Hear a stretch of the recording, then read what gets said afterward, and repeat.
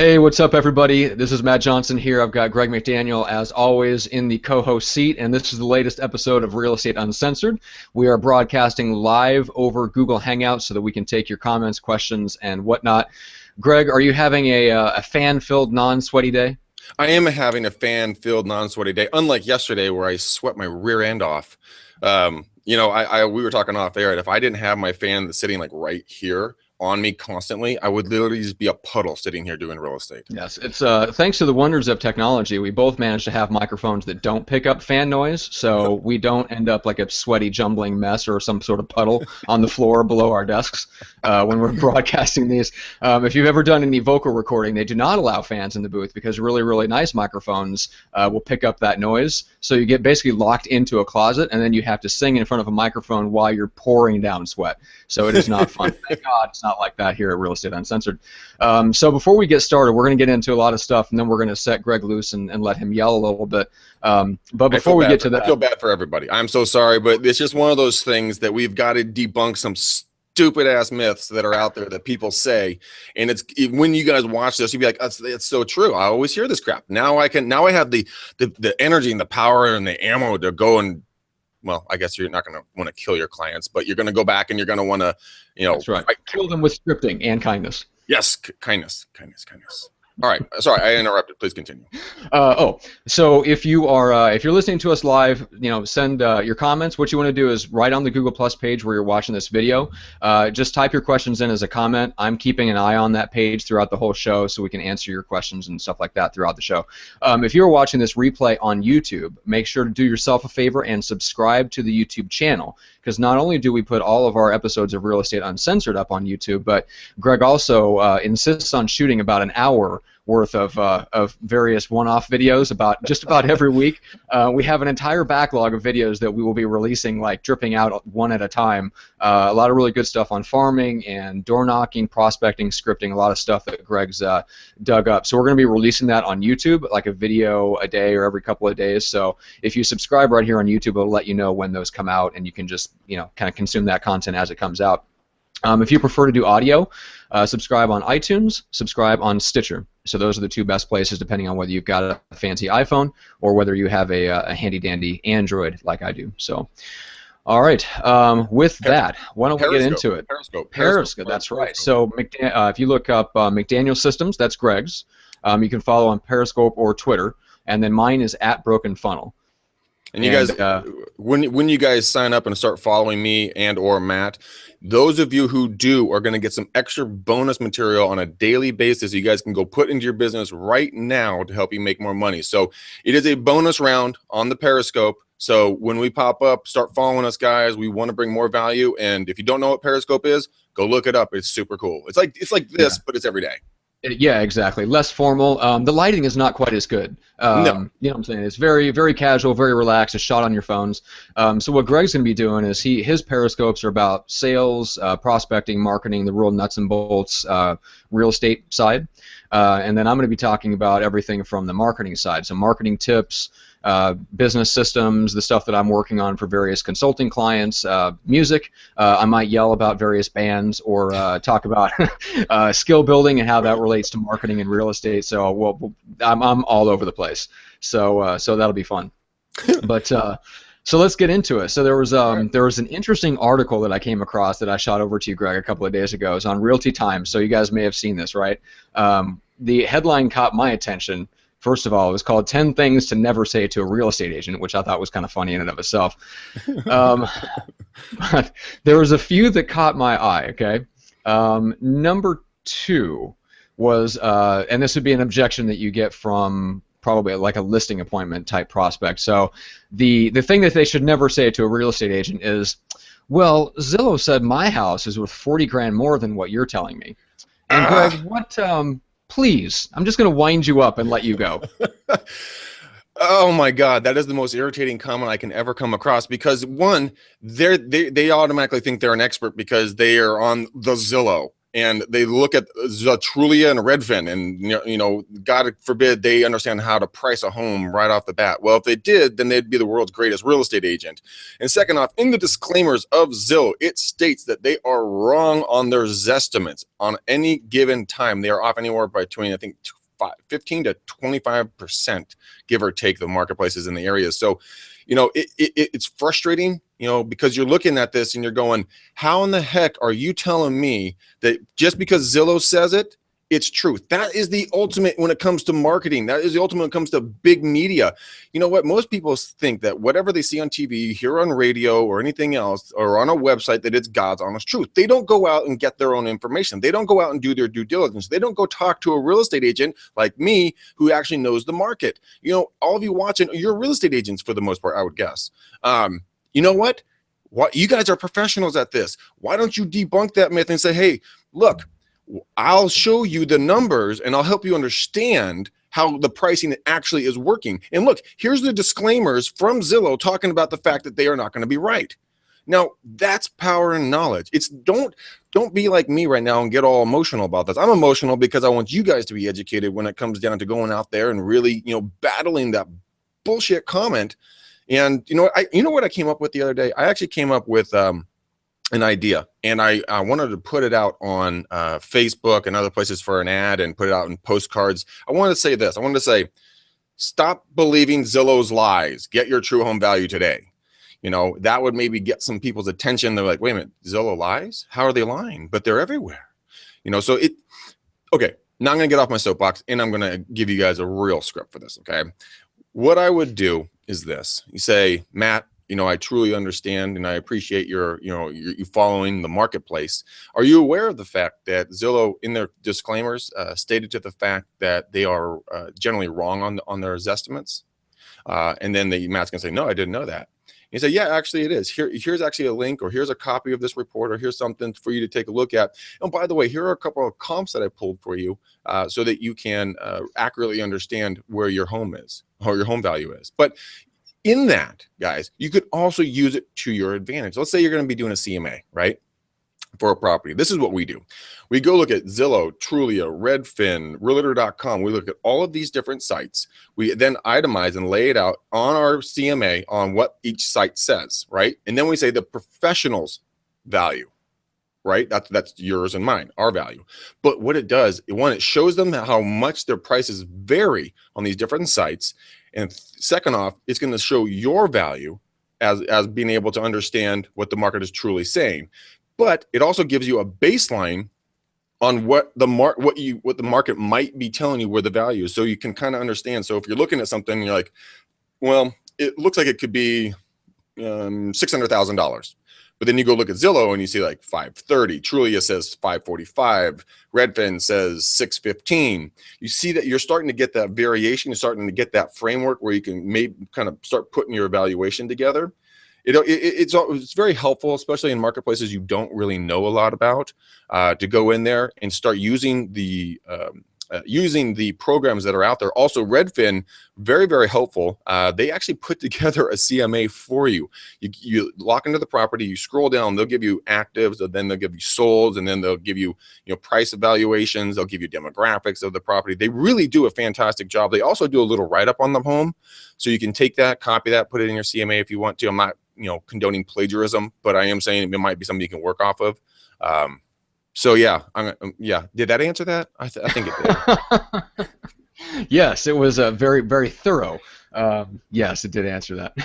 Good. Thank God. The correct answer to that is not to dive out the nearest plate glass window and run screaming like you hear Zillow, and you just cover up your ears and run screaming out of the room. You're like, no! Ah! Like, an unovercomable objection. Don't you use the Z word with me, pal. That's It's like a cuss word. Oh, that's funny. It is a cuss word. Yeah, well, it is funny how some agents are completely ambivalent. There's a few agents out there that make their entire living off of Zillow, and then there's some agents that you think you came up behind them and gave them a wedgie and stuck their head in a toilet bowl all at once. That was the actual old fight. You know, anyone watching this, everyone thought like when Zillow came out, they're like, that's it. The world's falling. You know, we're done. Real estate is over. Zillow is going to take over the world. Our jobs are in jeopardy. But in reality, guys, we'll get in. I think we've done some other training videos on how you can leverage Zillow to a massive level to help you in your business. They have a fantastic training department in the back, guys. There's a lot of great articles back there. Actually, I pull a lot of information from their university in the back. So don't be afraid of them. Go leverage them and use their popularity both against them and for you. So yeah, I'm always a fan of learning no matter what. And if I can learn from the biggest organization out there with the most money to get the best information, go do it. There's a phenomenal book. It's crap, I don't have it here with me. It's the Zillow Effect. That's what it's called, the Zillow Effect.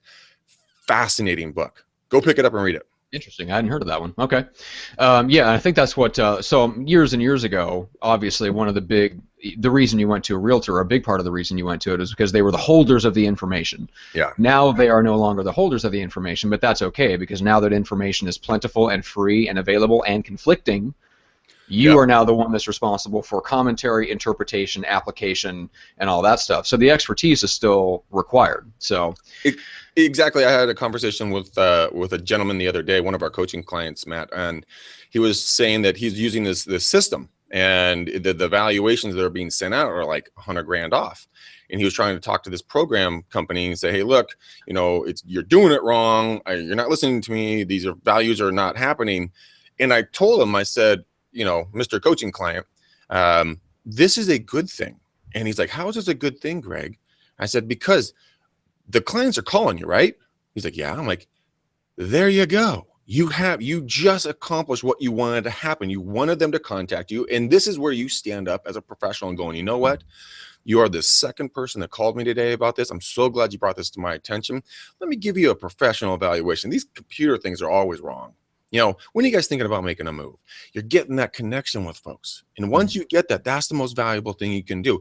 Any Joe Schmo can, you know, email a client until they're blue in the face, but it's having that conversation, building that rapport, showing the professionalism that is going to make the difference between you and the guy in the cubicle next to you who's just doing the postcards and the emails, and he's staring at his phone going, when are you going to ring? You know, you're being proactive, and any publicity is good publicity. I know people are going, Greg, negative publicity is bad. Right, if you're doing something horribly wrong and breaking the law. But if there's a malfunction with a software that's not a law-breaking material, now you can show you are truly the professional that you are and put together a report. We use what do we use for values? That's great. I totally blanking on the name of my CME program right now. Oh, I'm going to look it up right now. This is driving me nuts. Okay, so a quick word on that, like the active versus passive marketing. Since you brought that up, Greg, of people just sitting around and sending postcards out and stuff like that. So, an interesting aside on that is that the company that I used to work for, Viral Marketing, they started a side company to mail expired listings. A phenomenal, and I've seen the sales letters. I helped. Like do some of the preliminary interviews and stuff like that. So I was kind of involved when the side company first started. They sent out a series of hand-addressed sales letters with with some of the most incredible copy I've ever seen written as far as how they can get the home sold, what the marketing plan is, and all this stuff. They sent out a total of 11,000 letters. You know how many phone calls they got back off those letters? 19. Wow, 11,000? 11,000 letters to 2,000 expired listings.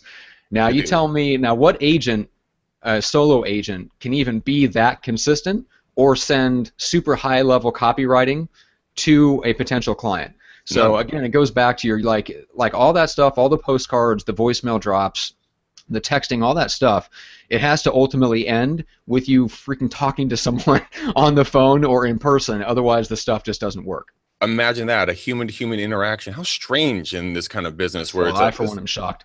This is a contact sport. We were interviewing Toby Salgado from Super Agents Live last week, and I haven't heard that in a long time, but he reminded me that real estate is a contact sport. And when people think of contact sport, they think, oh my God, are we tackling and hitting people? No. You're just going out and touching people. How are you? How's life? Happy anniversary. Happy birthday. You know, great, you know, comment on someone's Facebook, retweet a tweet, just becoming top of mind. A friend of mine here in the office named Pierce Plam, very, very intelligent man. He has a goal of touching or being top of mind for 35 people a day. That is his goal. Then he goes home. You know what? He does a lot of business because people they're thinking of him. Because if he commented on them, wished them happy birthday, retweeted tweets, made a phone call, sent an email, did something, you have 35 people a day. The most successful real estate agent I have ever met, Dick Ward, at his height was doing 2,500 deals a year with his team. That's, you know, it's 2,500. You heard that right. But he got started in his business by handing out 25 business cards a day. And he knew nobody in his marketplace. Every one of you that's watching this right now knows more than 25 people where you are. I hope, at least. But if you don't, it doesn't matter. You just take the business card out, go out and say, hi, my name's Greg McDaniel. I work with J. Rockcliffe Realtors.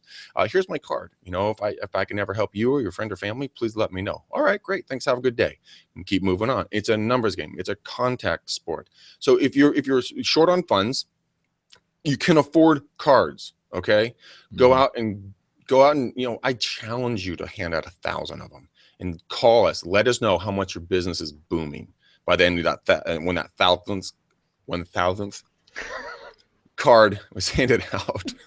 Apparently I got a thick tongue today. I don't know what's wrong. That's funny. Thick tongue.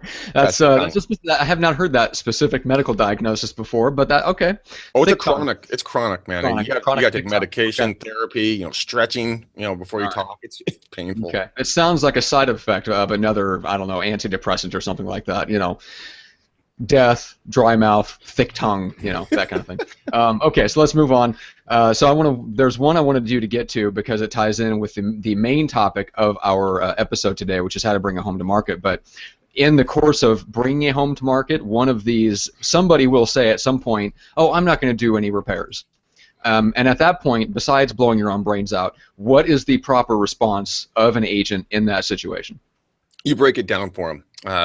What you want to do is, you know, your blood is boiling because you know that they're going to make more money, but you use the 3 why scenario or technique to understand their why they don't want to do it. Is it financial? Is it maybe they're getting a divorce and they want to screw the other one over, you know, and have them get less money? Is it a personal thing? I mean, or they just don't care? Is it their parents' house and they are estranged from their parents? I mean, what is the reason? So Matt says, Greg, I'm not going to do any repairs. And I say, okay, Matt, well, help me understand why. Why is this? He gives me an answer. I go ask him, okay, well, that's interesting. Why? And then why? Eventually, 3 to 5 whys, diving deeper into that question, you will get the root reason. Now, let's say it's finances. Not a problem. I totally understand. Everyone's been there. We just sold a home for a woman that they were going through a divorce and she just didn't want to put the money in. We had another guy a little while ago, just, you know, he was flat broke. He just didn't have the cash. So we sell the home in an as-is condition. Now, let's say they do have the money. All right. And you figure out that they're just being stubborn. Well, then you be the professional and you block it out financially. Okay. If we put 5 or 10,000 in, are we going to get that in a return? Are we going to make money on that money? Now, if you put $5,000 in and you get 7,000, you know, potentially back, that's a deal. If you put 10 grand in and you get 7,000, you know, potentially in returns for it, not a good deal. So help them understand why the repairs are needed. Right now, currently, as this is being recorded, we have a home in Dublin that we're going to be bringing onto the market. And we had to go in there and basically gut it. I mean, new carpet, new paint, took the deck out, fixed the fence, painted, God, we did a lot more to it. And they were kind of pushing back a little bit, but they also wanted to sell their home. The one across the street sold for $950,000 and sold for $1,050,000, I think. And so I'm like, guys, that's an extra $100,000 to put in if you're going to put $25,000 in. You know, this makes sense. You know, let's do this. And they actually decided to do it. And so that's an example of the folks that have the cash and they took action. So basically understand the reason why they say they're not going to do it, and then work for their best interests. But also, if they have the cash, help them understand that they make more money, which is, you know, it's not more commission for you. I mean, they're probably going to think that, but it's actually more for their next step in life. And then show them, look, if you guys get this more money, then you can put more down on this next house and have a stronger have a stronger position. So that's the answer on that one. I would definitely recommend taking each case, each scenario case by case. Yeah, yeah, definitely. And I like that. Why? Tell me more. Tell me more about that. Okay, explain a little bit more about why you feel that way. Or Matt, you still with us, bud? what's 3 to 5? Yeah, can you hear me? Hello? Yep. Yeah. Okay. He's got frozen face. That's all. Okay. All right. Yeah, I was just gonna say there's a good book out there, The Question Behind the Question, if I remember right. I think that's the title of the book. But that's the premise: is you keep on asking questions until you get down. Eventually, you will get the root question, and then that's the actual objection that you deal with. So you don't go off, immature salespeople, or if you're just not prepared for it, your first reaction is to try to blast away the objection right off the bat. But unless you know what the real objection is, there's no point in trying to blast it away. Yeah, you always have to stay in a state of curiosity. Yeah. This can be something that I learned from my father. And those of you who are just, this is their first hangout, I reference to my father quite a bit. He's my mentor and our senior business partner here on our team. Been in the business for 43 years and a wealth of knowledge. So, he always told me, Greg, stay in a state of curiosity. When I was a young agent and I was a hothead, I would fly out the handle, and he's like, whoa, calm down, man, calm down. Let's understand the problem. Let's go 3 deep on it. Let's learn why they're reacting like this. As soon as you learn, like Matt said, learn the reason why they're doing it, and then you can truly help them. Yeah, and your dad is very much a people person, so I think that comes naturally. You and I are probably more goal-oriented, task-oriented. Like, we want to just get down to it. Let's get down to business. I think probably, if you have a personality like that, you might struggle a little bit with just understanding the people angle. So you need someone like that in your life to go, hey, let's think about how they're feeling. There may be a valid reason for this, and even if you don't feel like it's valid, it's still making them feel a certain way, and that's okay to get down to the root of that and deal with it. Feelings? I know. I'm sorry. I got way squishy there for a second. We're going to move on. All right. So let's get into the meat. How to bring a home to market and get it sold. So I want to preface this by saying that, and this is one of the things that we're working on, kind of like systematizing and showing other people the pattern for how to systematize this. But Greg, effectively, correct me if I'm wrong, you probably work in your real estate business. I mean, we're not talking about all the fun stuff that you and I do in the hour of BSing a day we do on the phone, et cetera, et cetera. Outside of the coaching side and the training and developing products and just all that fun stuff, on your actual real estate business, from what I've seen and from what you've said, I don't see you working more than 4 to 5 hours a day between prospecting, working with clients, negotiating deals, and maybe attending the odd meeting, closing, signing, whatchamacallit. Right. Yeah, so, and systems are the key to that. You've got Eileen, so I want to talk a little bit about kind of her role and then how important it is to have systems that even if you don't have someone like Eileen, you need to have systems for yourself so that you get faster at it. You 100% do, and everyone. Eileen is our team manager. She's a buyer's agent for our team. She's been with us for 11 years. She can literally finish my thoughts. I'll be thinking something. She'll be like, Greg, it's over next to the printer. I'm like, how does she do that? But it is an integral part to, to have someone that you truly trust and you blend with. So when you pick an assistant or a partner, make sure that you do blend and trust them. But she handles all the heavy lifting here on the team. She's a nervous system, and I call her the steel trap because the woman never forgets anything that is told to her. And what we do is like I'm more like a plow. I'm out there, prospecting outbound. I'm always looking for new systems to get farm our database and stuff like that. And once I find one, I catch it and grab it and I throw it back to Eileen essentially. Then she goes through the process of taking and getting the process done, like getting the listing agreement drafted, emailing it over, getting the DocuSign, getting it back, ordering the sign. Then we're going to get into, getting the disclosures over to the client, working with them on the calendar of what's going to take place. Our TC or transaction coordinator makes contact with the client, introducing themselves, understanding what they're going to be doing for them. Then we put the schedule out there. Okay, we're going to have photography on this day, inspections on this day. We go to brokers tour on this day. We do a Sunday open house on this day. And then we accept offers on Monday, at this time. And that's one of the important things. And I think if you want to, Matt, do we want to break into kind of all of those things right now, since we're kind of talking about I want to go in order here and spend a couple minutes on each one and just Okay. logically go through it from start to finish. So and so basically, you started off kind of giving people an idea of what happens. Like you go out there, you take the listing excuse me, and then you kind of turn things over to Eileen. She gets the schedule, she gets the TC involved. So that's kind of the point where we're at. What else is she doing on the prep work side? So if you're a solo agent, what are some of the things that you should be doing to get that home prepped, get the listing prepped, and ready for like photography and brokerage tours? You're going to go over and meet with the client, do a walkthrough, walk through the house and talk to them about what should stay, what should go, what should be moved, what should be, taken out of the home. A lot of the times what we tell folks is that because we live in our home one way, but we sell our home another way, because it goes from being our home, our sanctuary, our castle, to a product. Okay. And you have to take away all those loving memories, those little treasures that you've collected throughout the years from different trips or family members or what else.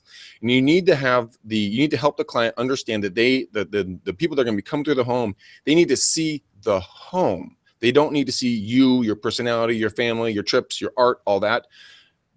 That's not what they're interested in. They're interested in the four walls and the roof that they're going to be potentially buying. They also have to see themselves in that property. And, most off, those little treasures, those little valuable knickknacks, or the prescription drugs, the things that can walk away, AKA in someone's pocket, you get people to put those away. We just saw the client's house. They had these little, like, I don't know, little container things. I really don't know what the heck they are. They had them all over their living room. I mean, everywhere. It's like a container store vomited on their dresser. But these things were worth like $300 to $500 a pop. Oh, good Lord. And you could easily fit 5 in your pocket and walk out the door because they were flat. And so we said, look, you guys got to take these and put them away somewhere.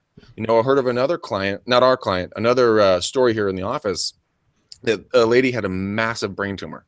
I mean, like, it was really sad to hear the story, but they were talking at the office meeting and they were saying, hey guys, this is what happened at our open house. We had a guy come through and he stole $800 worth of prescription meds that she needed to take and that she just had got in. And so, that's what you want to be. You have to be a consultant for your client. You have to go in, say, look, this is what you need to remove. This is what you need to move around. Okay. So you have that down. Now you help them. You don't touch the disclosures. I'll make that very clearly. Don't even put the address on or the date on the disclosures, because if you do, it is now all the disclosures are in your words, not the seller's words. Very important to know. So start walking through the disclosures with them. Sit down with them. Help them understand what to do, what to fill in. Is there road noise? Does it matter if I'm sitting right next to a major thoroughfare? It doesn't bother me. No road noise. Actually, there is road noise, guys, and it's proven. You can see the cars. Is there something that is negatively affecting the property? Well, does the neighbor across the street that picks his belly button and drinks beer on the front porch, every afternoon and cusses, is that a problem? Yeah, that's a problem. Disclose everything. And that's what some people don't do. They don't disclose everything because they don't think it negatively affects the home. I've never seen someone get sued for over disclosure. I have seen people get sued for under disclosure. So that's another thing you want to emphasize. Okay. Anything else on the prep work side before we get into photography, videography?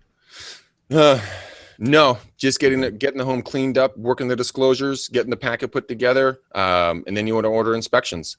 Okay. All right. So on the photography, videography side, especially as you get up into the upper price range, and the top agents that I know of or worked with or whatever the case is, that's something that they really focused on. One guy put it really well. He's one of the top agents in Kentucky, and he told me, he's like, our job when it comes to photography and videography is we want to make the buyer fall in love with the home before they even set foot in it. I couldn't agree with you more. And I'm going to show you guys this. This is very important for us. We do high gloss flyers like this with professional photography and everything else, so you guys can see it's not done with our iPhone or something like that.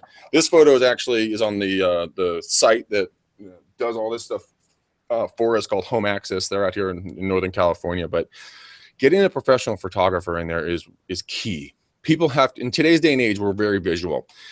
Video is fantastic, but still photography in a slideshow is probably the most effective thing to do, because one, it's going to showcase the property, especially with a good photographer who can get all the angles and get the lighting right and everything else. But also it's going to give them enough to want to come see the home, but not so much that they feel that they saw the entire thing and they have no desire to come to the home, right?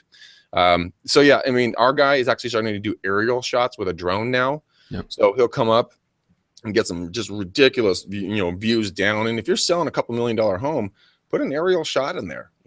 What's it gonna hurt? Seriously. I mean, that's I know of a kid here. He's the son of an agent, and he picked up a drone and started experimenting. The kid's like 19. I mean, you can hire him for $100 to get that kind of footage to add into your home tour video. I mean, it's you can find people out there that are relatively inexpensive that know exactly what they're doing. Right. And so you guys are going to do the professional photography, but one of the biggest things I get some of the most responses from is I take my iPhone right here, guys, and I just flip it around and I take a video. Go to my Facebook page, guys, Greg McDaniel. You'll see the type of videos I do. I turn around and I shoot in front of a house, and I get 2, 3, 5, 8, 900 views on this thing within 48 to 72 hours, because I tag myself, my team, my lender, anyone in the household of the folks that I'm selling, if they're young enough to be on Facebook, and then their friends see it, and then they like it, and then they view it, then they tell you. I tag my brokerage. I tag everyone that is applicable to the sale of the home, because the more people that see it, the more reaction I can get. And that's one of the value add props I talk to people about when I go to list their property. I say, look, I'm going to go shoot a video right now as soon as I get the listing agreement signed and we agree to move forward, and I'm going to start promoting your home right now. Mm-hmm. And they're like, really? Yeah. And it also does another thing. It gets other agents interested. And I've had so many times agents hit me up going, hey, when's that coming on? Hey, what's the price? Hey, give me some ideas. Hey, we're thinking about buying. We're thinking about selling.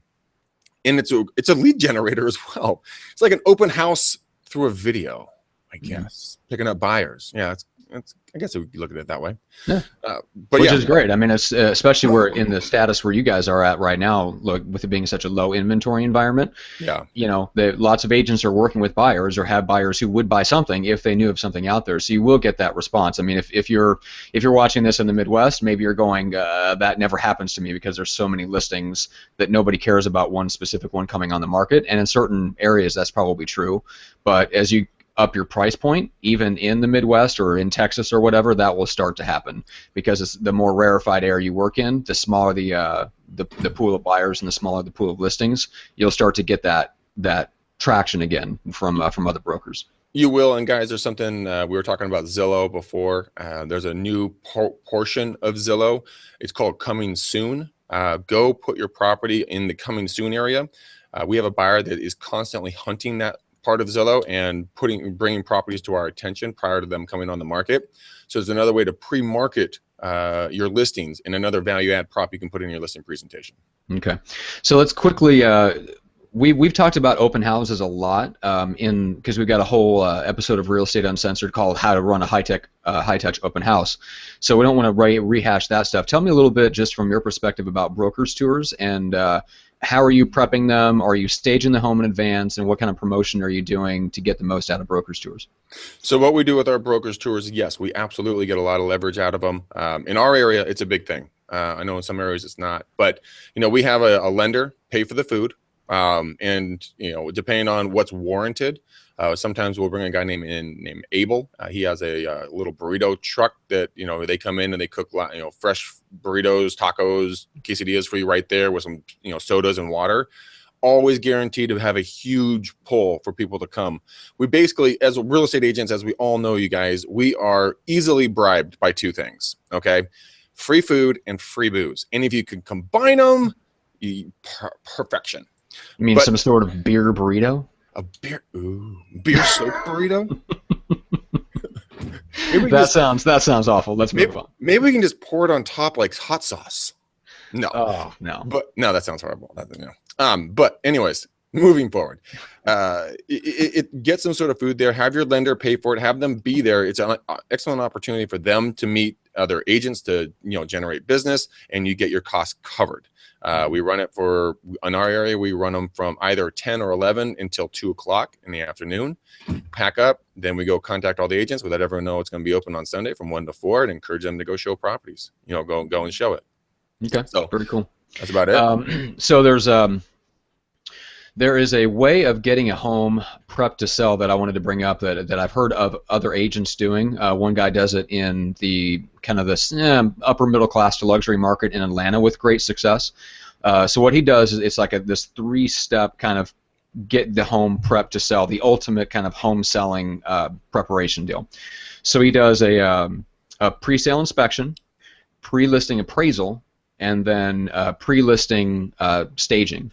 And what he does is he will actually I think he fronts like half the money for it, in exchange for the seller agreeing to list it at the price that he feels like it should be marketed at. So there's a couple of contingencies that he builds into the listing agreement. You list at the price that I recommend, and then if that turns out to not have received enough offers within the first 3 weeks, then we automatically reevaluate and lower the price to where the market is telling us it's at. So it's all built into the listing agreement, so it protects him essentially. But he's paying for all 3 of those things, half the cost right up front. So he's probably putting in $1,000, maybe a little bit more, a little less, depending on the listing, of his own money into getting that home in the absolute best condition. And his goal, the way he explained it to me, is that he wants to remove the 3 main objections of every buyer before they even come up, which is, I think he said it was, is this a good deal? Is something going to break? And like, what's the condition or something? So he also does he'll pay for a warranty. That was the other thing. So he actually does he pays for the warranty too. So I don't know if you guys have had experience with that. I think it's a phenomenal idea. Not everybody is going to take you up on that, but I think having that package even available proves that you believe in your marketing strong enough to even offer it. So even if somebody doesn't take you up on it, it's still a great entrance or something to talk about at a listing presentation that shows that you know what the hell you're doing. So Greg, tell me a little bit about what you guys do on your team, because you've mentioned like pre-sale inspections. You do a little bit on the appraisal side. So what do you guys do? We don't do an appraisal up front. We actually can't even contact an appraisal company. The lender's got to order that, and they can't talk to the appraiser here in California. Thank you, the real estate downfall in 2008, destroying everything that was good fun about real estate. But we go in and we get our sellers. If we can, we get them to do home inspections. We definitely want to get a general home inspection, and then if we can get a roof, a pool, a termite involved as well, we love to get those. And the reason why we get those done, and if they allow us to, it gives us the leverage that once there's a contract that has been agreed upon and the buyer tries to double back on us and say, well, I want a reduction in my purchase price because I didn't know about da da da da da da. We like, sir, ma'am, you had the disclosures, you had all the reports, you made a decision, we are not reducing our price. That has saved our clients tens of thousands of dollars when it costs them maybe $1,000 max up front to do all those home inspections. I mean, all the inspections, a home would be a couple $100, maybe $500. Yeah, I was gonna say, what are we talking about? Probably $300 to $400 for the home inspection, and then what's the additional? Termite, a couple hundred in the Midwest, maybe radon and mitigation. Yeah, I mean, it's all for your guys' area. So I mean, obviously, do what you guys need to do, but at least try to get a home inspection done so you can understand what's going to be going on. So you can, the verbiage we use is like, at least let's get a home inspection done. The reason why is that if there is, and I call it a greenhouse eating monster in that property somewhere, we're going to know about it so we can talk to the buyers about it and give them a heads up so they're informed about the decision that they're making. Otherwise, if we go into contract with someone and we're off the market, and we then have to go back on the market because the buyer is walking away from us because of this greenhouse eating monster, we just lost a lot of valuable time on the market. And momentum, which is incredibly important. And maybe that other perfect buyer that would have taken that problem went and bought something else because you weren't available. Yep, it's true. It's just it's one big CYA clause. Okay, you're covering your rear end, you're covering their rear end because you are a consultant, so you consult with them. Open up, be transparent. Say, look, these are the potential good, bad, and ugly that's going to be going on. Nothing's perfect. Let's understand what we're dealing with. Yeah, that's one of the things about just the real estate transaction in general and your role as like a consultant is I think you have to prepare the clients for the fact that 99% of the time something is going to go wrong at some point. Yep. Doesn't Absolutely. matter how good the real estate agent is, doesn't matter how good the lender is. There's too many factors, there's too many moving parts, too many people with their hands in the pie for something to not go wrong at some point. The question is, my service is there to mitigate that as much as possible, prevent as much as possible, and do the best job we can of fixing it once stuff comes up, because inevitably something will come up. Yeah. Which brings up a good point. We're going to talk a little bit just briefly about communication. So tell me about how your team communicates with the sellers while they're on the market. Who are they hearing from, and what are they covering in those types of update calls? So Eileen is basically, like I said, she's our nervous system. She's the front line. So if they need something, not very many people have this, but she is on call literally almost 24 hours a day, 7 days a week. She has a laptop that she keeps with her. She has a phone that she keeps with her that turns into a hotspot that she can get documents done or answer the main line or coordinate, whatever she needs to do. So my communication, my script with my buyers and sellers is this. Matt, I'm super pumped that we're going to be working together. Let me help you understand how we're going to be communicating from here on out. Is that okay with you? Yes, that's fine, Greg. Okay, good. So Eileen is going to be your main point of contact. And the reason why is that she's glued to her phone constantly. And she's the one that's going to be able to interact and coordinate anything that you're going to want. So if you want to get a good attorney's name, or if you want to get anything that's really pertinent to the deal, maybe a good landscaper, painter, architect, whatever, give her a call. She'll get the information or even schedule it for you. Anything that's going to pertain to your contract, that's going to change your contract, you're going to be hearing from me. Okay. If you don't talk to me, it's okay to sign anything that comes through on the DocuSign from Eileen. Is that okay with you? Yeah, that's great, Greg. No, not a problem. So I have that conversation. I set it up with them up front so they know to call Eileen, and they know to and then she'll get a hold of me if there's anything I need to do to react or contact them about. I also started doing a Monday call to all of my clients. Hey guys, this is where we are. This is what happened over the weekend. Do you have any thoughts? What can we do to help? So on and so forth. And that is just one of the things that, a lot of people don't do, and they're like, well, actually, hold on. I'll back up for a second. One of the biggest problems with real estate agents is the lack of communication, because you think, well, they're my client. I mean, come on, they know I'm working hard. And in reality, they think that you forgot about them, and ask them upfront, how should I communicate with you? Are you better on phone, email, text message, in-person meetings? What's the best way to communicate? That way you're speaking their language, not your language. Because if it's more convenient for you to shoot a text, but they don't do text, like my father, like I'll shoot him a text and he will respond back like a day later with dad. What does that mean? And I know that is a great way to get somebody to stop texting you, is just nonsensical text. Yeah, it could be like blue fluffy clouds. It's just like, what? But no, seriously, if they're better on email, because maybe they work a lot and they can't get phone calls and they can't have text messages, but they can get emails.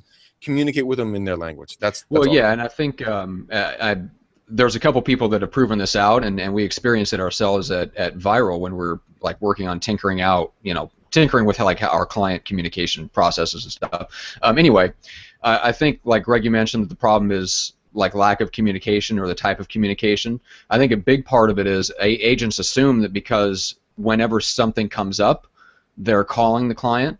That does not make the client feel great. That does not make them feel very cared for. It's the two things: structured, scheduled communication. Yes, absolutely. And also that will keep your phone from ringing off the hook too. And not having them going, I haven't heard from you in a week. What's going on? Exactly.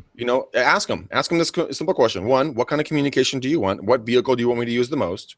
And then two, when do you want me to communicate with you? As things happen at the end of the day or end of the week, what would you like? And then they're like, well, I don't want to be micromanaged, so not as it happens. Just, package it up, and anything happens end of the day or end of the week, whatever works.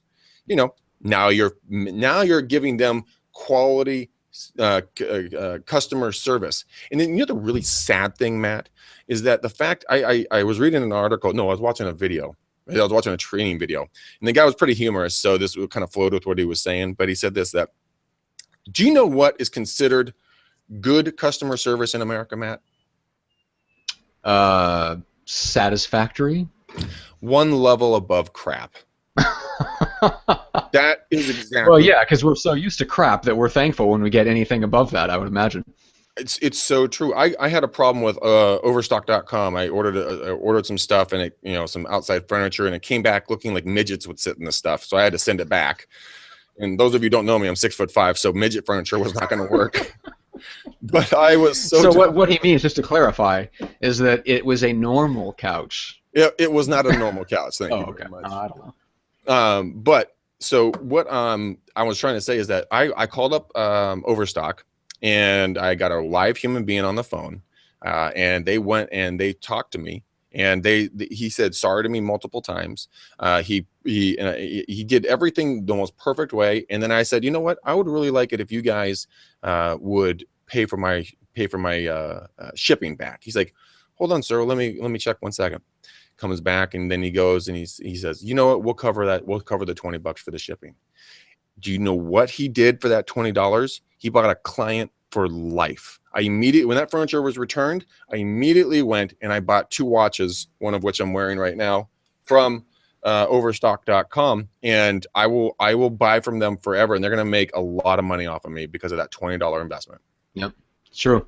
Yeah, I mean that's the interesting thing about when something comes up, especially if it was like your own screw up. I mean, yes, it's frustrating, but you can also look at it that right there is the opportunity for you to overreact in such a way and make them feel so taken care of that you turn them into a client for life. Like, I mean, it's great to have like a smooth transaction, and that's fine. Like when everything is just smooth, and I have interactions like that with clients at Viral, and now.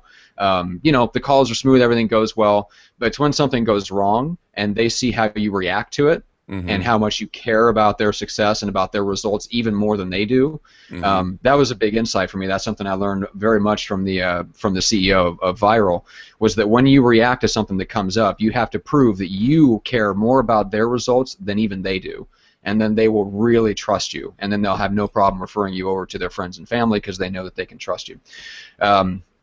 So that's a big thing. So when stuff comes up, don't look at it as a negative. Look at it as an opportunity to turn them into a raving fan. So absolutely. So we talked about protocol for the communication, regular structured communication. Greg kind of went over what you cover in those calls. In between there, Eileen is your backup. She's the one that's on call. She's handling all that stuff. And then you want to talk briefly about anything that you guys pay for versus what the sellers pay for, and then let's talk about when you accept offers on your listings. So sometimes, every deal is different, as you guys all know. So sometimes we'll pay for staging. Most of the time we won't, because we won't need to. Chris Callahan, our business partner, is really good at he has an eye for how a room should look for sale. So we usually send Chris in to do that, and they bring me or Terry, and generally me and Chris, to go move the heavy furniture around. That's always what? They don't bring your dad in with 40 years of real estate experience to move the couch? I don't understand. I think the Grand Master and the T Diddy, as I affectionately call him, has earned his stripes and does not have to lift a couch ever again. I think so. But no, I mean, it really depends. We don't really pay for a lot. Some people do, but we generally don't. Now, is it because you're just the clientele that you're dealing with? I mean, there's a lot of upper level professionals, lawyers, doctors. I mean, you're dealing with some pretty high level people. Is it just the fact that they're not afraid to spend the cash, and they're not balking at $300 here and there for an inspection or for staging or whatever, or is it just is it the way that it's presented? It's the way it's presented. It's also our clientele that we're fortunate enough to work with. I mean, one of the guys, we just sold his $3 million home, which, by the way, guys, I got by doing cold calls using Mojo. Just going to throw that out there. But he was commissioned by 2 different presidents to advise on economy issues. I'm like, holy crap. So, I mean, that's the kind of clientele we deal with. So, yeah, no, we don't really come up against that. But if it does, build it into your value prop listing presentation. If you're going up against that, say, you know what, we're gonna pay for your home inspection up front. We'll just have it credited back to us and at the close of escrow. So it's no money out of your pocket, essentially. it just helps get them more money, and you understand their issues up front. Yeah, and it's so a quick word on pre-sale inspections. At least in this area in the Midwest, pre-sale inspections account for about 2% of all inspections. Inspection companies are literally tripping all over themselves to do pre-sale inspections. They would love to do more of them, and so if you make that a regular part of your listing presentation, you start to send those to them, there's leverage for you to get that done at reduced costs, which is a huge benefit to not only you if you're fronting some or part of the cost, but it's a big benefit to your seller too. Another thing to do is put seller's coverage from a home from your title company. Put a seller coverage package on the home. It's like, I don't know, 16 cents a day if you use it. If you don't use it, like let's say you list the house and the water heater goes out, nuts. Now what? Now we got to spend X, Y, and Z amount of money to go get another one. When in reality, if you have the seller's coverage on your home, which you listing presentation, I'm going to pay for this, pay for that, it doesn't cost you anything unless you use it. And if you have a good enough relationship with your title rep, if you guys have title where you are, sometimes you don't have to pay for that. So. Nice. Just another little value prop for you. All right. So when do you guys accept offers on your listings, and why is that? So again, it's dependent upon the market conditions. So let's say the market's super hot, not a lot of inventory, a ton of buyers out there that are just, like you said, climbing all over themselves to get into the property. We set a deadline. We set a deadline for usually Monday at 5.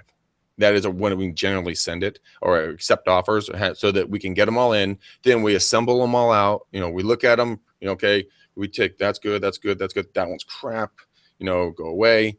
Then we take the best price, the best conditions, best terms, bring all of the properties up to those levels, best price, best terms, and best conditions, and then we send counters out to all the different other offers, or we just take one that just blew the other one out of the water and accept it and go forward from there. So yeah, we get them. Just out of curiosity, what are some of the terms that come up where the price looks good, and then you look at the terms and you're like, yeah, that just downgraded that offer? What are some of the weird things you see? They're contingent upon the sale of their home. That's a big problem. They want, I don't know, they want to keep something in the property that the seller, adamantly wants to take. They haven't. They want a long inspection time frame when others are having short inspection time frames. A long inspection time frame makes me a little nervous. I mean, I want them to have enough time to do their due diligence, but I don't want them dragging out like 20 days for inspections. No. Yeah. What's the typical 14 in California? We actually just changed.